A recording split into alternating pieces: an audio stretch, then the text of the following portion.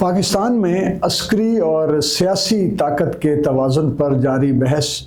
ایک بار پھر شدت اختیار کر گئی ہے، جب حالیہ آئینی ترمیم نے چیف آف ڈیفنس فورسز جیسے نئے اور غیر معمولی منصب کو ملکی سلامتی کے ڈھانچے کا مرکزی ستون بنا دیا ہے۔ عسکری اثر و رسوخ پر مبنی عالمی رپورٹوں کی روشنی میں پاکستان کا سب سے طاقتور ادارہ روایتی طور پر فوج اور اس کی انٹیلیجنس ایجنسی ISI رہی ہے،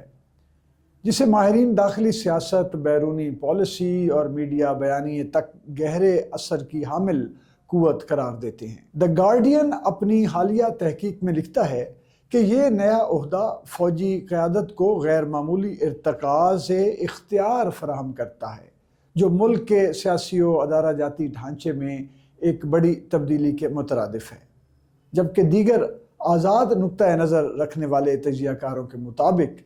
اس تبدیلی کے حق میں سب سے بڑا استدلال یہ ہے کہ پاکستان کو بڑھتے ہوئے سیکیورٹی چیلنجز جیسے کہ سرحدی کشیدگی، دہشت گردی اور داخلی عدم استحکام کا سامنا ہے، جہاں متفقہ اور متحد عسکری کمانڈ وقت کی ضرورت بن چکی ہے۔ ماہرین اس اقدام کو نیوکلیئر کمانڈ، انٹیلیجنس کوارڈینیشن اور تیز رفتار اسٹریٹجک فیصلوں میں جدید تقاضوں کا منطقی جواب قرار دیتے ہیں۔ اس بحث کا دوسرا پہلو فوج کے معاشی و تنظیمی اثرات ہیں۔ پاکستان کی عسکری معیشت وسیع کاروباری، رفاہی اور انتظامی نیٹ ورکس پر محیط ہے، جو کہ فوجی اداروں کو نہ صرف مالی خود مختاری دیتی ہے بلکہ ریاستی فیصلہ سازی میں بھی ان کی گرفت مضبوط کرتی ہے، جو کہ پاکستان کے ہمہ وقت دشمن بھارت کے لیے ہمیشہ سے باعث تشویش رہا ہے۔